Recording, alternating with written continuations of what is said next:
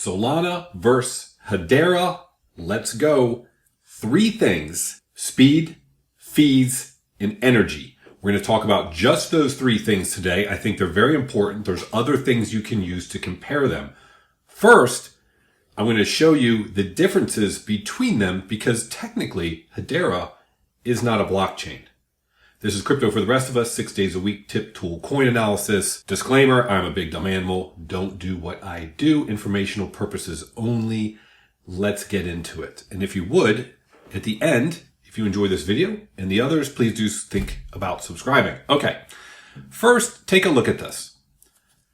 Hedera Hashgraph is not a blockchain. Instead, it uses a different type of distributed ledger known as a hash graph. That's why it's called Hedera Hashgraph. The technology differs from blockchain in how it organizes and verifies transactions. Blockchain arranges transactions into blocks to form a single chain. Hashgraph uses a graph-like structure where multiple branches can weave together, allowing for faster consensus and validation times. It gets into the consensus algorithm, but essentially it says at the end here, this makes Hedera Hashgraph particularly suitable for applications requiring high performance and scalability. On another video, I will get into Hedera Hashgraph more, how it works, because there's actually a patent on it. Believe it or not, I'm a patent attorney. I don't practice anymore and I have a computer science degree. So these types of patents were right up my alley. It's what I did. All right. Take a look at, just in generally speaking, Solana being number 5 here on the total market cap list. Of course, this is based on circulating supply, but regardless, they're number 5. And then you keep going to find Hedera Hashgraph and it's number, wowzers, 43. If you go into layer 1s, you'll see that Solana, there it is, the 3rd in the layer 1 list, assuming this layer 1 list is proper, and then Hedera is down here. You'd have to count your way down. These numbers are how they rank. But as you can see, it's farther down the list. Why are we even looking at it? I always have to say whether or not I'm involved in these, and at the time we're recording this, yes, I own both Solana and I own both Hedera for different reasons, because I think they provide solutions for different market sectors or different market needs, right? That's often the case, even with, if you look at big data companies and you look at companies like Splunk and others, oftentimes they will go after particular market niches. I think because their solutions might fit particular industries or markets better. I think that's the same case here with Solana and Hedera.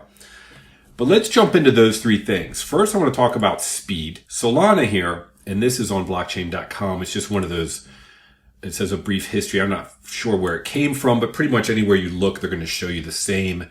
It says that they have a theoretical peak of 65,000 transactions per second. Transactions per second is how they measure it. Then down here, it says about 50,000 transactions per second.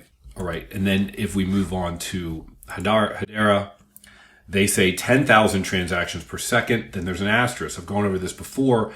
But it says that they're throttling it, can be more in the future, and they have this, what they call sharding, to enable unlimited TPS. Okay, great. So they're both saying that they've got the ability to do a significant number of transactions per second. But what are they doing? We're going to look at 2 different sites. This is a popular one called ChainSpect. As you see here on the right, you can look at hour, day, and we're going to do 30-day. It's the farthest back to let you go, and it's sorted here by real-time transactions per second. All right, Hedera over the last 30 days has done almost 2,000. Solana's around 700. Max recorded, it looks like Hedera was 3288 over the last month. Solana was 7229. There's a screen here where it actually compares the 2, the real-time transactions per second. Max recorded transactions per second. Again, this is over 30 days. If we look at another site like Metrica, they have information on Hedera. If you see Solana, they don't yet have it. It's in beta, but it will be coming out, I assume. I did the farthest back, it would go a year. They actually show a max TPS of over 11,000. And this is actual usage, how they do it, how they figured it out.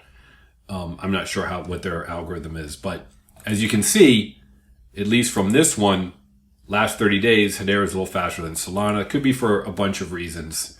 But let's talk about now cost. We'll go right to the Solana website. Their cost, they're showing the median course, they're going to use whatever metric, everyone does this, whatever metric gives them the lowest cost. Median fee per transaction, 0.3064, 0.00064. What about Hedera? 0.000301. So you got 3 zeros and a 1, and then Solana's got 3 zeros and a 6. Now, I find transaction fees, because it really depends on what you're doing. They usually have charts of fees depending upon what the transactions are. So they can vary kind of greatly. They always want to use the lowest number they can, but it looks like Hedera is showing a lower number than Solana. So theoretically, they're cheaper. Maybe not. Depends on what you're doing. Lastly, let's look at, and this chart has been used quite a bit, efficiency. So here we are talking about efficiency. Now, this was actually done by the UCL Center for Blockchain Technology. You can see their energy report. Hedera is showing it on their website. So this was done by a third party, not Hedera, but they're using it. Hedera is the benchmark here, 0.50 kilowatt per transaction. As you go down the list here, what's interesting is the way they show it. BNB chain is 19 times. So that means that they're using 19 times the amount of energy per transaction. Solana, 170 times the energy per transaction. All the way down here, the Elrond Cardano, 13,000, Polkadot 11, Ethereum 3,300 times. Okay, so I think this is a third party. Let's talk about energy efficiency. I've actually seen where they're committed to a carbon negative public through purchase of quarterly carbon credits, but regardless, they're the most efficient, I should say. It looks like on actual usage, they are in real time, at least for the last 30 days, the fastest. And cost-wise, looking at their numbers, Hedera and Solana's numbers, they're also the cheapest. So it appears that their transactions per second in real time, they're doing more, they're cheaper, and they're more efficient. They have a completely different type of, let's call it not a blockchain, but a layer one, being a hash graph, a graph, as opposed to sequential blocks. So there you have it with respect to those three things. I'm not poo-pooing on Solana or any other blockchain. I'm just saying that I personally think from this information that Hedera is way too far down on the list, and they should be much higher in terms of market cap. That's why I own it. I own Solana because I think the market's behind it. They talk about doing another ETF. It is an amazing blockchain. It is definitely a competitor to Ethereum. And I see Hedera as being another top competitor and providing services and providing a unique solution, I should say, that they might be able to carve out a pretty substantial niche, not just take customers from some of these other blockchains, but create a niche where the customers have, based on the energy efficiency and the low cost and the fast times, that depending upon what they need it for, might be their only solution.